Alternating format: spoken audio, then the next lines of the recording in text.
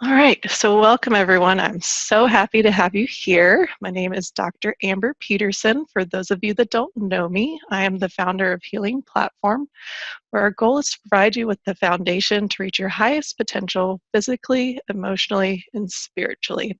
I'm really excited to get to share this amazing knowledge with you today because today we're going to talk about priming your body for healing.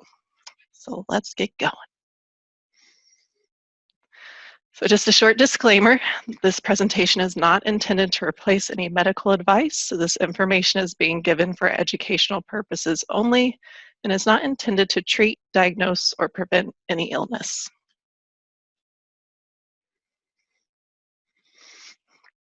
So before we dig into the presentation, I just wanted to share a little bit about myself with you and my why. So my goal is really to help create a ripple effect in the current health paradigm. So I want to give you the knowledge and the tools that you need to live the happiest and healthiest life possible. So through my 5 years in practice, I've found that the things that tend to move the needle the most for clients are the things that they can do themselves on their own, and the things that tend to stop the needle the most are the things that clients aren't doing on their own. So it's my hope that providing you guys with this knowledge that you'll become a role model for your family and friends that surround you, so on and so forth, thus creating that ripple effect. I also want to help you achieve the 5 freedoms. So this is going to be health, emotional, time, geographic, and financial. So today we're mainly going to focus on the health and the emotional freedom. And then you should always have alignment in your values and the values of who you're working with. So these are some of my values. I really value love, honesty, compassion, caring, a thirst for knowledge, having a sense of community, continually growing and wanting to learn, spending time in nature, and paying it forward. So hopefully you share some of my values. If you don't, that's okay. It just means we may not be a great fit. So go ahead and type yes in the chat box if you share some of these values. Another helpful thing, excuse me, is you may also want to come up with your own set of values as well. Awesome, we're getting some yeses, yay. Okay, so I'm going to try to keep it to about 45 minutes. We're going to cover how to take control of your nervous system, create resilience to stress, transform your state from being one of stress to one that's calm, and then strategies to shift your body into a state in which it can heal. So I'm going to go ahead and pop off my video for the bulk of the presentation, and then I will turn it back on at the end.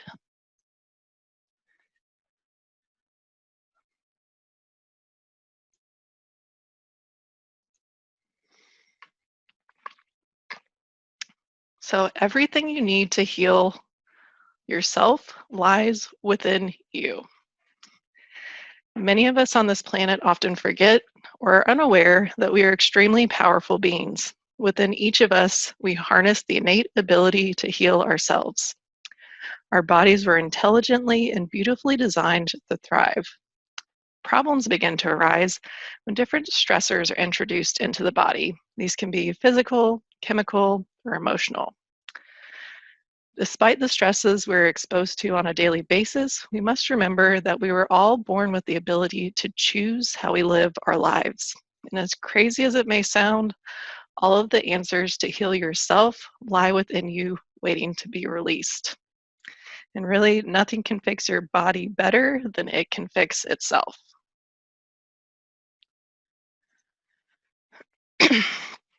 So this brings up the interesting concept of the placebo versus the nocebo. So many of you may be familiar with the term placebo. If you are familiar with that term, go ahead and type yes in the chat for me. But when people think of placebo, they typically think of experiments in which people get better because they believed they were getting a medication when in fact they were getting a sugar pill. So you can see this is such a powerful phenomenon that it's often used as a control or a constant for many scientific studies. And I remember one study that just really blew my mind, and it was actually a placebo for a knee surgery. So I just want to share that with you guys real quick. Um, so they actually took a group of people with really painful osteoarthritis in their knee, and they split them into three groups. So the three groups had the same surgery prep, but once they were in surgery, one group had damaged cartilage shaved off, one group had inflammatory debris flushed out with a saline, and the third group simply had 3 incisions in their skin.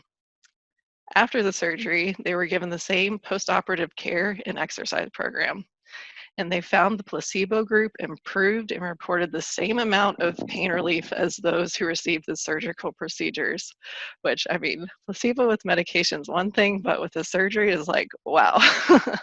So one guy in the placebo group actually walked with a cane prior to the surgery, and after the surgery was able to play basketball. So as a young student, that was just like mind-blowing to me. So the placebo effect shows us that our thoughts and our perceptions impact our behaviors, actions, and our physiology. It reminds us that anything is possible when you put your mind to it. So, well, it's super exciting to see the positive effects of the placebo and positive thinking can have on healing the body. We must also consider the impacts that negative thinking has on the body. So the nocebo acts in the reverse of the placebo. It shows how negative thoughts can contribute to negative health effects in the body. And unfortunately, the nocebo effect can be just as powerful as the placebo. Effects of the nocebo can often be seen when an authority figure, such as your doctor, gives you bad news. Like an extreme example is you have 6 months to live. If people believe that, most likely they're not going to have much longer in this lifetime. The trouble with the nocebo is that the figure of power, which it can be a physician, a teacher, or even a parent, can program you into believing that you're powerless, which is not necessarily the case. So Henry Ford sums up the placebo and nocebo effect quite well in this quote. If you believe you can, or if you believe you can't, you're right. So your belief acts as a filter on the world in which you see and live. When you recognize how powerful your beliefs are, you hold the key to your freedom. This is the amazing ability that we're given as humans, that we have the ability to choose. We can choose to live from fear, which will often cause our health to become compromised, or we can choose to live from love, which will cause our bodies to grow in health and thrive. Positive thoughts are really the key to living a happy and healthy life. Because if you change your thoughts and your beliefs, you can literally change your reality and your physiology. So there's a little picture of me and my husband there with our rose-colored glasses on. So kind of think of it like going through life wearing rose-colored glasses. And believe me, when we have those on, everything looks brighter and more vibrant when you view the world through those lenses.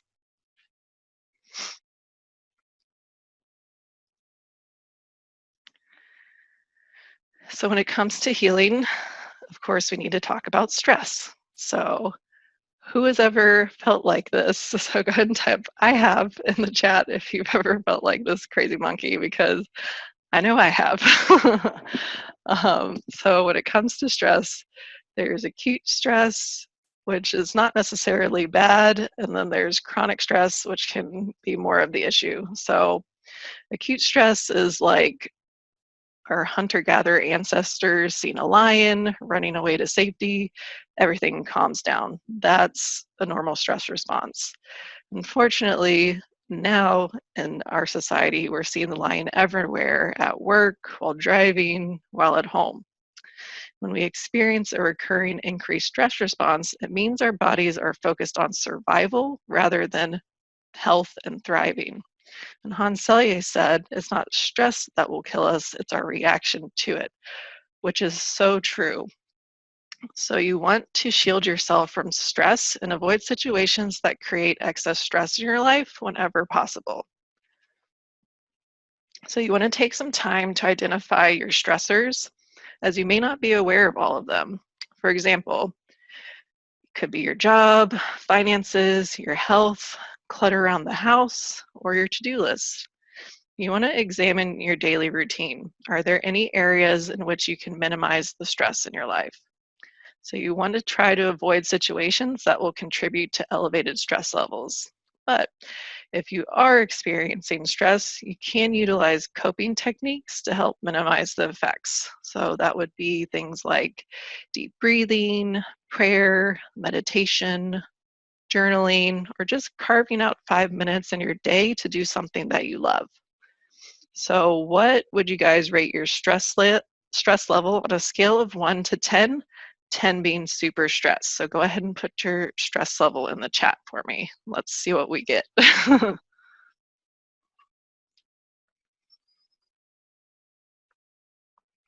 Okay, so we got some moderate to high numbers there. Okay, all right, good. So you guys are gonna find the rest of this presentation very helpful. Okay, so there's actually three types of stress. So there's physical stress, which is like trauma, accidents, or injuries. There's chemical stress, which is like toxins, pollutants, medication, blood sugar imbalances, or inflammation. And then there's emotional stress, such as family tragedies, the loss of a job, being a single parent. So these stresses will knock the brain and body out of balance. That's why it's so important that we're more aware of the stresses in our life so that we can identify triggers and bring our bodies back into balance faster. Okay, so before we dive more into stress, I want to give you some of the basic functions of a few parts of your brain, and I'm going to geek out a little bit on you guys right now. So this information may get a little technical, so don't worry if you don't understand it all, okay? So the first part of the brain we're going to talk about is the neocortex. So this is the seat of the conscious mind. This is how we have self-awareness. It's in charge of our deliberate and controlled responses. So it's the most evolved part of the brain, and it separates us from other species. It is the area of executive function, so kind of think of this like the CEO of the brain. And then there's something called the limbic system, which is also known as the emotional brain. It's in charge of our instinctive and automatic responses. It contains the hippocampus, amygdala, thalamus, and hypothalamus. So the hippocampus is where we convert short-term to long-term memories. It's also where we're able to form new memories. The amygdala is where we process emotions such as fear, anxiety, anger, and violence. It can also initiate a fight or flight response. The thalamus is the relay system for motor and sensory signals between the spinal cord and the cortex. This is important to note because what we see, hear, feel, taste, and touch influences our emotions. Then there's the hypothalamus, which regulates our autonomic nervous system, which we'll talk about more later on in the presentation. But the hypothalamus is kind of like the thermostat that regulates your appetite, body temperature, weight, and stress response.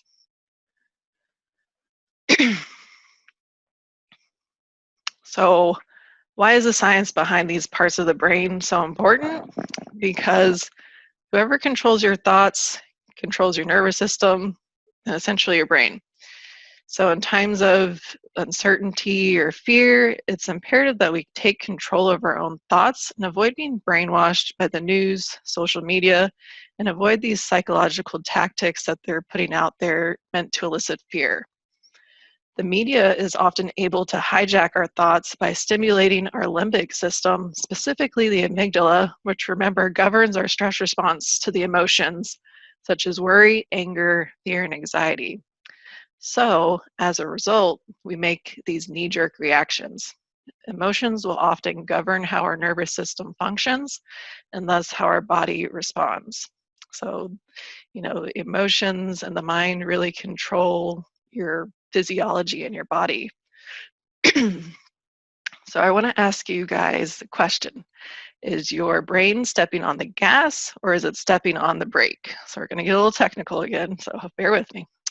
So the prefrontal cortex acts like the brake system of the brain, while the amygdala acts as a gas pedal of the brain.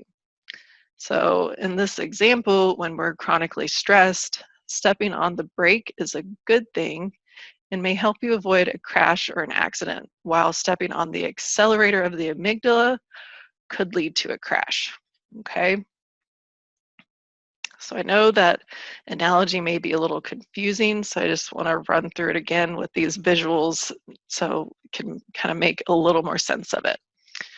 So when you're chronically stressed, we weaken the functioning of the prefrontal cortex. So when we lose the brake system of the brain, the responses of the amygdala become heightened. So people who are chronically stressed often fire the pathway to the amygdala and live in a state of these survival emotions because they've lost their ability to fire the braking system of the prefrontal cortex. The awesome news is there are simple exercises and activities you can perform to fire and strengthen the pathway to the prefrontal cortex. So where you send flow is where you send function. Therefore, you want to focus on shifting flow away from the amygdala instead to the prefrontal cortex. This is something called neuroplasticity, which can be a good or a bad thing. So the more you focus on firing a certain pathway, the better it will function. So by firing and activating the prefrontal cortex, we'll be able to elevate our awareness, consciousness, and think for ourselves. We can shift flow to our prefrontal cortex by stimulating something called our parasympathetic nervous system. And when you're in a parasympathetic state, you're often calm, relaxed, and happy. This is a state in which your body is able to heal. So if you're in a state of stress or fear, you may never be able to completely heal. Okay, so I thought this would be a great way and a little funny way to remember the prefrontal cortex is a braking system. So it's a good thing when it comes to stress to pump on the brakes. And I thought after all that science and geeking out, you guys might need a little break. So how's everyone doing? Is this making sense? Is there anything anyone needs clarification on yet? Also, it's a great time if you want to stand up and stretch, get a little bit of movement into the body, get the blood flow going.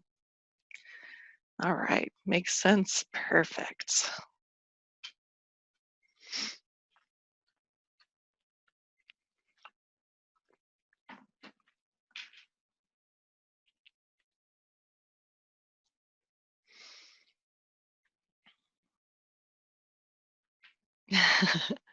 Don't worry about taking down all the notes. Note taking is great. I am a note taker myself. I will definitely send you guys the recording if you need to go back and rewatch anything, and I'll send you a PDF with some outlines and helpful links as well. So you got it. All right. So, do any of these symptoms on this list sound familiar? So, this is a list of symptoms often associated with a person who's chronically stressed or stuck in a state of sympathetic dominance. So, things like being tired in the morning, even though you have adequate sleep, craving sugar, salt, and fat, afternoon fatigue, getting anxious easily, feeling dizziness when you stand up quickly, feeling tired and wired at the same time. So type in the chat if you're experiencing any of these symptoms.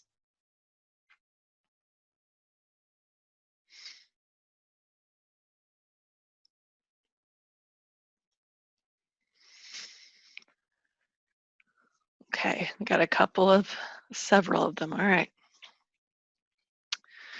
Okay, so when it comes to the stress response, we must talk about something called the autonomic nervous system. So I'm going to get a little technical on you guys again. I can't help it.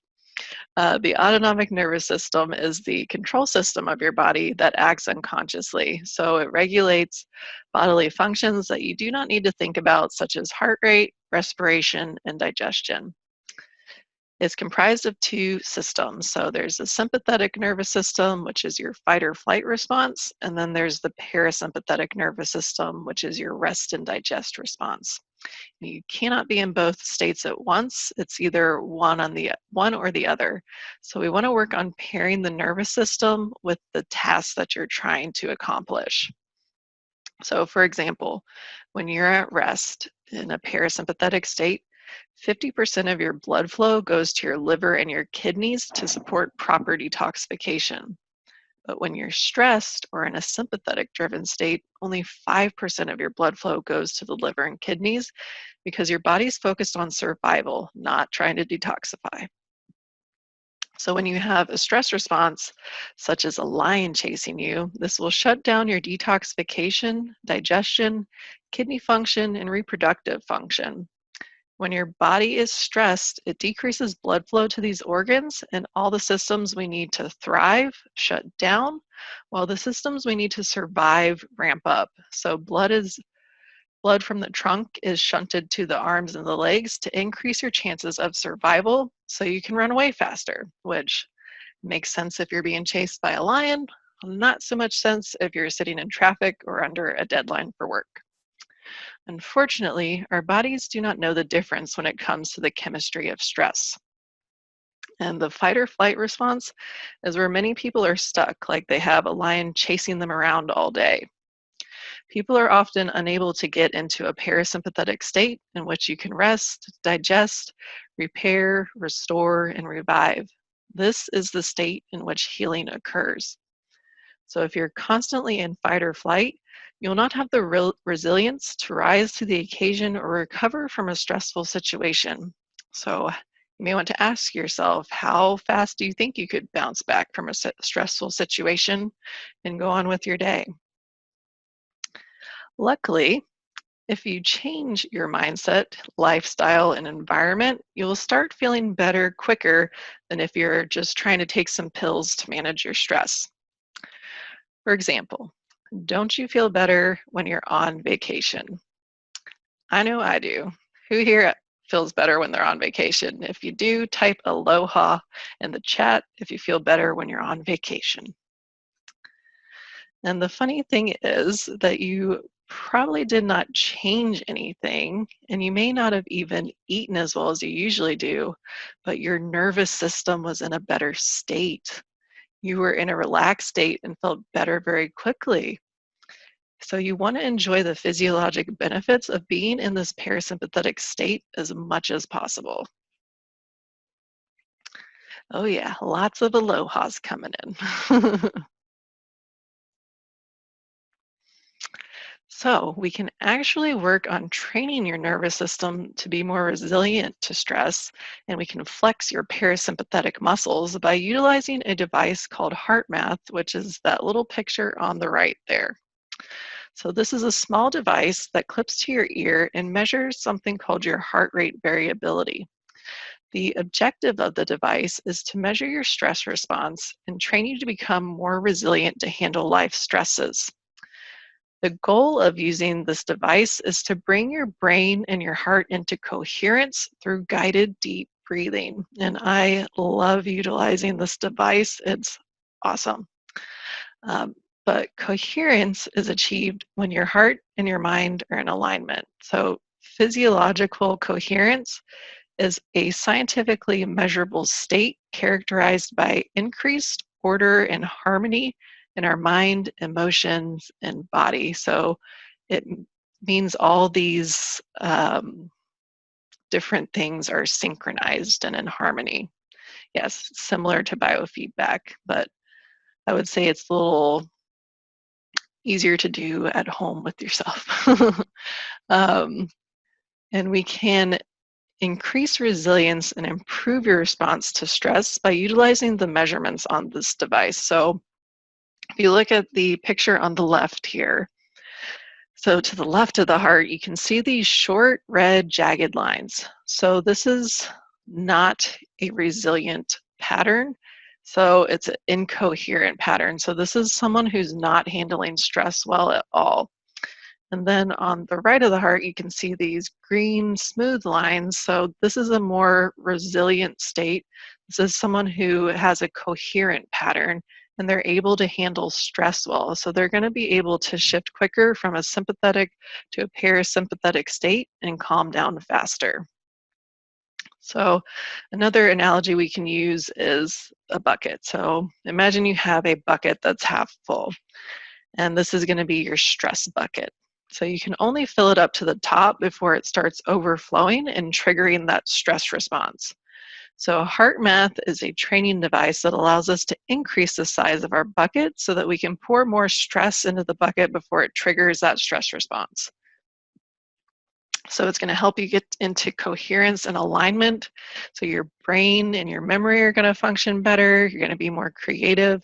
You're going to have a stronger connection between your heart and your brain.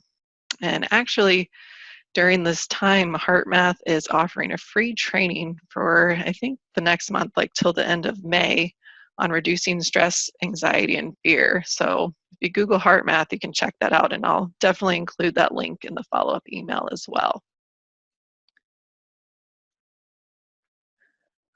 So there are other ways that you can achieve balance and coherence. So it's things like spending time in nature, being present, having fun, doing something you enjoy, hobbies like playing music or painting, journaling. You could go to a sauna, utilize adaptogenic herbs like reishi mushroom. That's one of my favorites.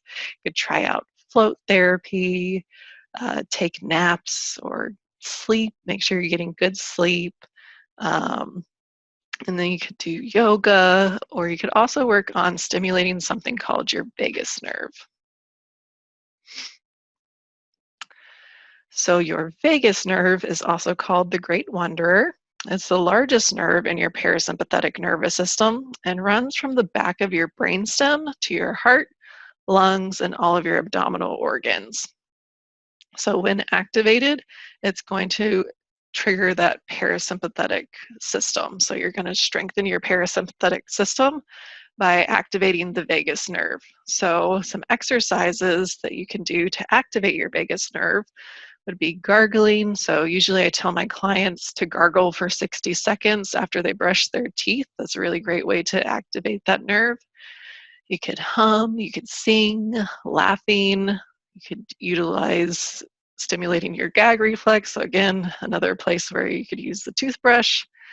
You could take a cold shower or alternate, a hot and cold shower. You could do diaphragmatic or belly breathing. So a lot of people actually don't breathe properly. So you can practice this by putting a hand on your belly and a hand on your heart. Really focus on breathing into your belly. So when you breathe in, your belly should go out. And when you breathe out, your belly should go in. And then some other therapeutic techniques that can help with stimulating the vagus nerve is going to be chiropractic care, massage therapy, and reflexology. All right, so now we're going to switch gears a little bit and we're going to talk about mindset.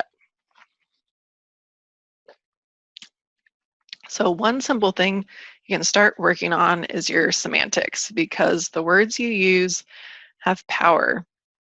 And I really urge people not to commit semantic sabotage by using negative words. For example, if someone asks you how you're doing, how does it feel when you say, I'm not bad? And like, how does your body feel when you say that? It feels like, ugh. Instead of saying like, oh, I'm fantastic, you feel upbeat, light, and positive and happy. So I don't know about y'all, but I want to feel fantastic. And there's, other words that we can talk about as well, but that's like one little example. And then a lot of negative thinking actually derives from something called limiting beliefs. So limiting beliefs are those beliefs that are undermining our confidence and our ability and are holding us back. So phrases like, I'm not good enough, I don't deserve this, I can't do that. So you have to be willing to look deep within to find the answer to get through these limiting beliefs. You must often dig through the dirt and the mud to get to the gold and the jewels. And I have done a lot of work on limiting beliefs, and it can be challenging in the moment, but the rewards are well worth it. So I really encourage you guys to do some work on that. But really, beliefs are just thoughts that you think over and over again. So, therefore, if you change your thoughts, you can change your physiology, you can change your reality because you get or you become what you think about most of the time. That means that your mindset and your thoughts can be directly correlated with your health. Your body is going to respond to whatever thoughts are being held in the mind. So, you should know that your genes are not necessarily your destiny. Yes, you may have inherited some genetic predispositions, but it's mainly the thoughts and the environment in which you expose your body to that determines which genes will get triggered. So if you can see how powerful your thoughts are, they can actually trigger how your DNA will develop.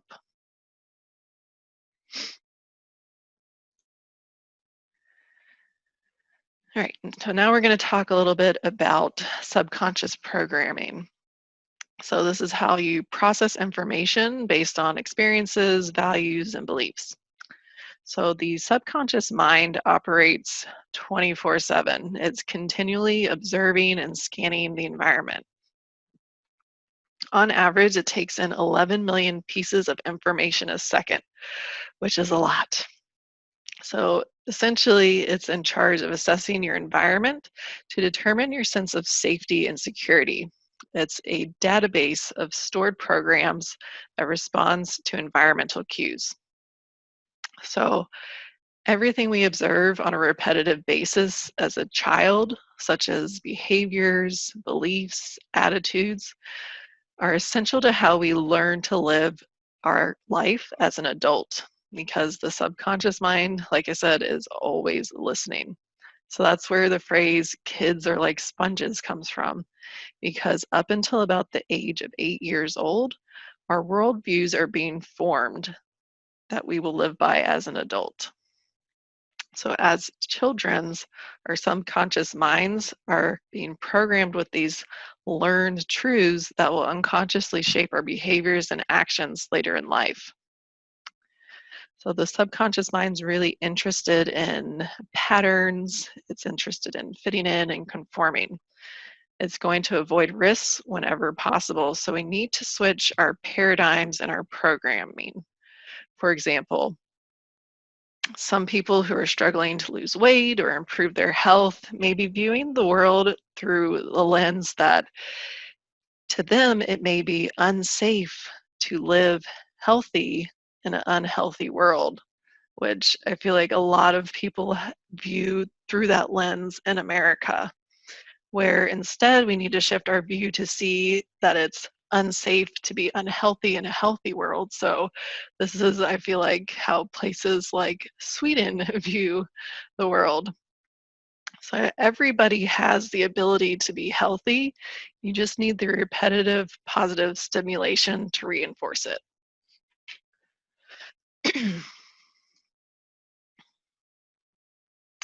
So there are ways that you can reprogram your subconscious mind.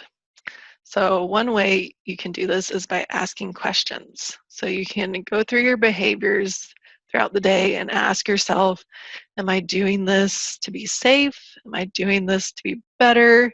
Am I doing this because I'm afraid, or am I doing this because it motivates me? You could also journal about these questions or meditate while listening to something called binaural beats. So, binaural beats are low frequency sounds in which two different sounds are played in each ear, so they're best utilized while using headphones. Some studies have found these sounds mirror the effects that meditation has on the brain. This is thought to be caused by increase in alpha and theta brain waves, which correspond with relaxation and meditation. So, stimulating these brain waves can aid in reprogramming the brain with lasting positive thoughts.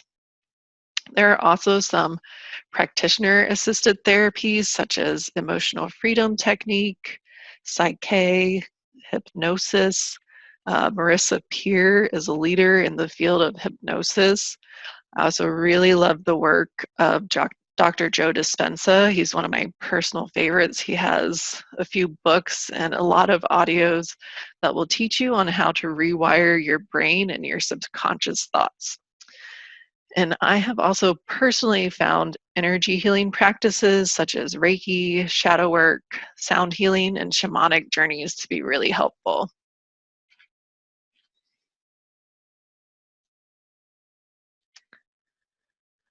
So, how you are feeling is really a measure of how you're going to be healing.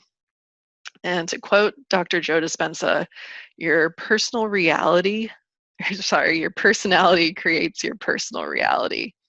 When I heard that, my mind was like, wow, that's powerful.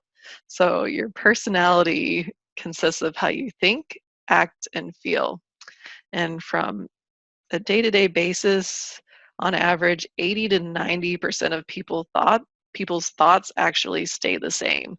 So kind of think about that and see if you know, do you notice that you are in this pattern every day, or do you try to do different things on a daily basis? So, as a result, if you're thinking the same thoughts, everything in the body is going to remain the same if your thoughts, experience, and emotions are the same. So, this is why it's so important to learn new things and have new experiences, because this is going to create new neural connections and pathways rather than being stuck firing the same loop day in and day out. So, your emotions are really a record of your past. So you need to get beyond your emotions to get beyond your recurring patterns so you can reach new heights and new opportunities. And I mean, love is one of the greatest healing tools possible. However, everyone experiences love differently. So you want to make sure that your love bucket is getting filled up. There is a great book written by Dr. Gary Chapman. It's called The Five Love Languages.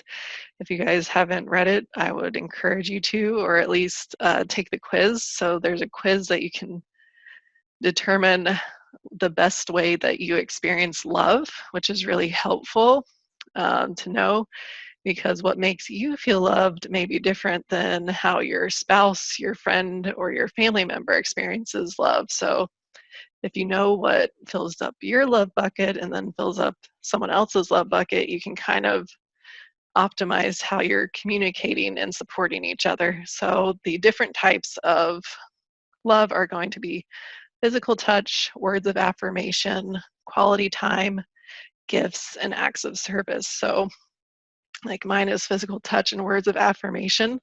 So it means a lot to me when my husband tells me, like, wow, you did a really great job on the project. That really fills up my love bucket.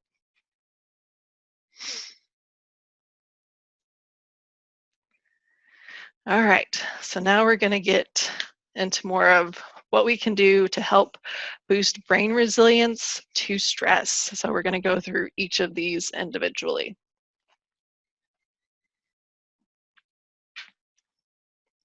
How's everybody doing? Any questions so far? Everybody doing good?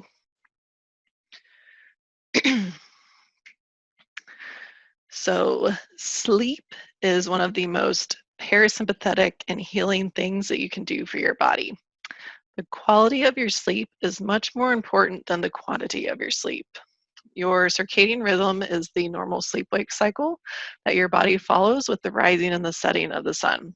However, in the modern era, we are able to manufacture day and night with the lighting in our homes and offices. So the quality of our sleep often suffers because of this. So some tips that you can follow to optimize your sleep cycle is going to be watching the sunrise and the sunset whenever possible, because seeing that through your eye is actually going to trigger that circadian rhythm response in your brain. You also want to sleep in a cool and dark room. Your core body temperature should drop a little bit when you're sleeping to increase the quality of your sleep. You also want to try to create a caffeine curfew around 1 p.m. because caffeine actually has a half-life of about 4 to 5 hours. So 4 to 5 hours after you have a cup of coffee, you still have about half of the caffeine circulating throughout your body. And you also want to try to create a sleep curfew and a bedtime routine. So, treat yourself like a kid. You want to take some time to settle down and unwind and unplug. So, you want to really unplug from your devices 1 to 2 hours before going to sleep because you want to decrease your blue light exposure. So, this is going to be like your cell phone, your computer, your TV, your appliances, electronics, because too much blue light can actually decrease your melatonin production, which is going to disrupt your sleep cycle. Because the normal circadian rhythm is your cortisol, which is your stress hormone, is going to spike in the morning and then decrease at the end of the day. Melatonin's the inverse, where it's supposed to spike at night and then decrease in the morning. So you really want to make sure that you have adequate amounts of melatonin production in your body. So as humans, we were not created to be sedentary. Our bodies were created to move. Moving our bodies is another way of activating the prefrontal cortex, which, remember, hits the brakes on the amygdala. Anybody remember that from earlier? So exercise, or I like to call it, is joyful movement. Has been shown to have positive impacts on stress, memory, sleep, and mood. It actually boosts the amount of endorphins in the body and is a great stress reliever as well. So moving your body also triggers the production of sweat and flow of your lymphatic system, which aids in detoxifying the body. It's important that you get movement into your body daily. However, it's essential that you engage in the right intensity of physical activity for you, because if you're overexerting yourself, you can trigger something called burnout, which will lead to excess inflammation and stress in the body. So less intense activities would be things like yoga, tai chi, Pilates, walking, or specific strength training exercises. But I mean, be creative and have fun. Try something you've never done before. And go for a run, go cycle, swim. You can have a dance party, or you could go for a nice hike and get out in nature.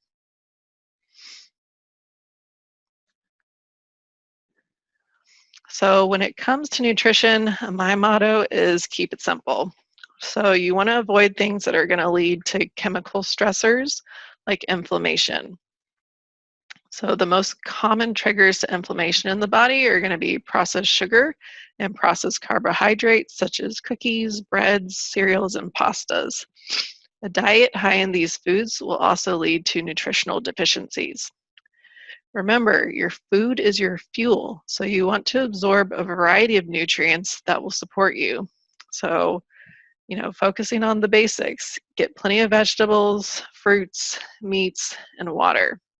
And you really want to try to eat all the colors of the rainbow every day, because each color of food contains different phytonutrients, vitamins, and minerals that will nourish your body in a unique way. If you eat the same foods day after day, your body will be getting the same nutrients. It may develop deficiencies from a lack of variety in your diet. You also want to stay hydrated. So as a golden rule, you want to drink half of your body weight in ounces or up to 100 ounces of water a day. Then you want to eat organic whenever possible. It's better for you and it's better for the environment. Organic foods are typically more nutrient dense as well. So what foods are the most important to eat organic? So definitely organic meats and dairy, because they're heavily contaminated with hormones, pesticides, and herbicides, but produce contamination can vary. So the Environmental Working Group actually produces a really great resource every year called the Dirty Dozen and the Clean 15. So the Dirty Dozen lists the 12 fruits and vegetables that are exposed to the most pesticides. So you definitely want to always buy those organic, whereas the Clean 15 is a list of 15 fruits and vegetables that are exposed to the least amount of pesticides. So you can typically get away with buying those conventionally. And you can go to the ewg.org and download a copy of that. Also, as a general rule with produce, so if the produce has a thin skin, you want to buy that organic because, you know, even though you wash the skin off, the pesticide can leach through that thin skin into the flesh of the produce. So even if you wash it off, it's already leached its way in. So that would be things like strawberries, tomatoes, peppers, whereas things with a thick skin like banana, avocado, pineapple, those have a thick skin, so you can typically get away with buying those conventionally.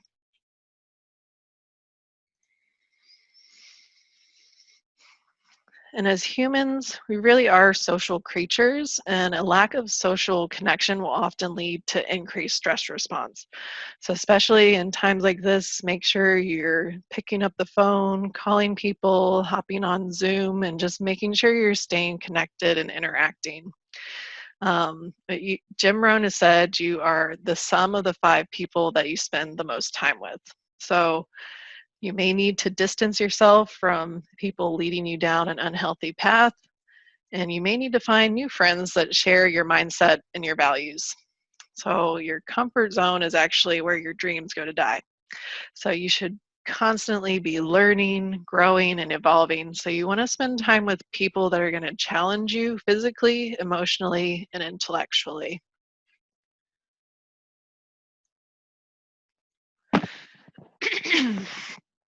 And then here are some really great mindfulness practices that you can start incorporating into your day. So gratitude is a great way to instantly raise your vibration, frequency, and your energy. It's also a great way to reconnect with the present moment and put your reality into perspective. Gratitude helps you focus on what really matters. Just like meditation, gratitude is something that you have to practice. A great way to start a gratitude practice is by utilizing a gratitude journal. One of my favorites is a 5-minute journal. You can find that on Amazon, and I can attach a link for that. But let's go ahead and start our gratitude practice. So go ahead and type in the chat what you're grateful for today. You can also give thanks for your food, your health, family, or show appreciation to a coworker. So you can make one of your goals for the day to make someone else's day better or to put a smile on someone else's face. You know, a little kindness can really go a long way. So affirmations are positive motivational messages. They are small statements which you say to yourself repeatedly throughout the day to help you achieve something or feel better about yourself. This can be effective because the mind cannot differentiate between fantasy and reality. It's important to say or write these affirmations while experiencing an elevated emotion, such as gratitude, bliss, love, or joy, to aid in reprogramming your thought patterns. So you really want to be in the right state when you utilize something like affirmations. So a lot of really great gratitudes. Thank you. And then being present. So this allows you to slow down, reconnect, and be content with where you are. You know, you're no longer dwelling on the past or stressing out about the future. So you can, you know, even go outside, get your bare feet on the earth and ground and just, you know, get into your body and be present. It really helps put things back into perspective. And then practicing deep breathing is a great way to decrease stress and relax. So I really like the 4-8-4 count breathing. So you're going to breathe in and out through your nose while thinking happy thoughts. So let's give it a try. So everybody go ahead and think of a happy thought. Can be anything, just something that pops to your mind. And then you're going to breathe in for 4 seconds, breathe out for 8, and hold for 4. So when you're ready, let's go ahead, breathe in and breathe out.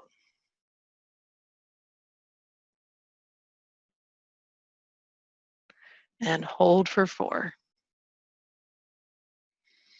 So let's try that one more time. So breathe in,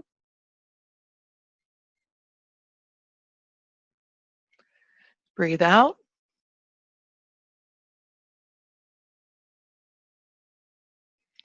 and hold.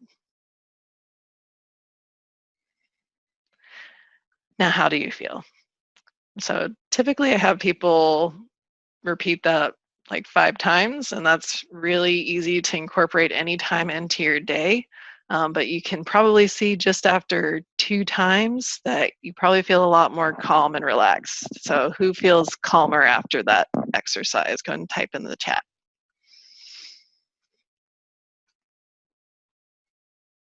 Awesome. Okay, and then journaling. So journaling is a great way to sit with your emotions, your feelings, and your beliefs. And it's a great way to process your experiences and really self-reflect. So, when you start doing any of this mindset, emotional work, it's really a great way to reflect and process on everything that you're working on. And then last but not least, one of my favorites, meditation. So, meditation can renew your sense of calm, allowing a new perspective on stressful situations, help reduce negative emotions, and elevate your mood. Meditation is simple to practice, but for some, it can seem difficult. So, try starting with just 5 to 10 minutes a day. This will provide you with a good foundation to expand your practice. I even remember I was listening to a podcast one day, and this woman started with meditating 1 minute a day. So everybody's got 1 minute just to try it out. The most important thing is that you are consistent with doing it daily. So, a daily meditation practice is going to teach you about yourself and the world in which you live. So, you're often going to gain clarity and begin a path to personal transformation. So, give it a try. You got nothing to lose. And most people have plenty of time to try new things now, right? And there's many different types of meditation. So, just figure out what one works best for you. So, there's guided meditations, there's visualization, there's mantra based. You can even do walking meditations or do breath awareness. So, for me, depending on how I'm feeling on a certain day, depends on how I'll meditate. So, like I said, just try out all the different ones and you'll get in your groove. And there's a lot of great apps out there on getting you started with guided meditation. So there's one called Headspace. That's the one I started with.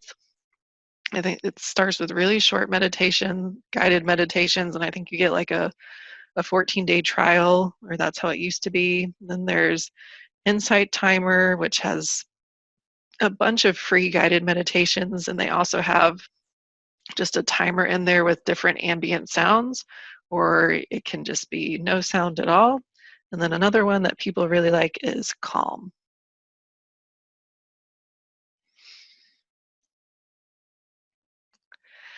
So I know we covered a lot today. So take a breath and just remember nothing's going to change unless you commit to making the changes. So keep it simple so you can start today. Pick a few strategies from the presentation that you want to start incorporating into your life and do it. There's no better moment than the present to begin your journey to healing.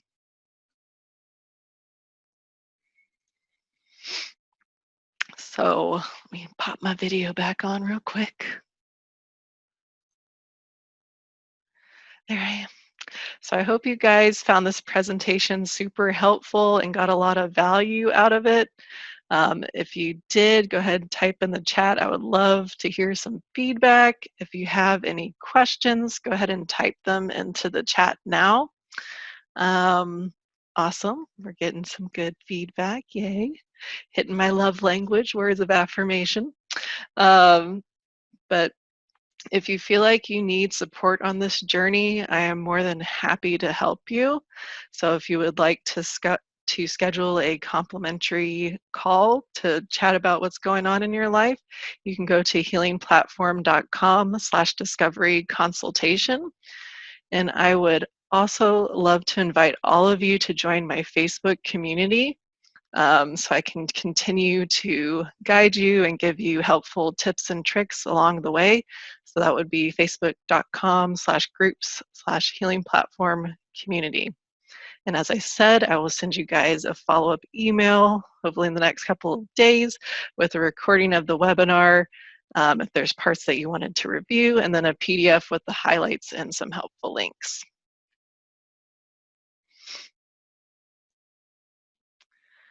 All right, so it looks like everybody liked it. Awesome. And no questions. So good to go there. So I just want to thank you so much for being here. I'm super grateful that you took the time out of your day to hang out with me and geek out a little bit. And I hope you got some great value out of this presentation. And I hope you have a fantastic rest of your day and enjoy the evening. And hopefully I will talk to you or see you guys soon on another webinar.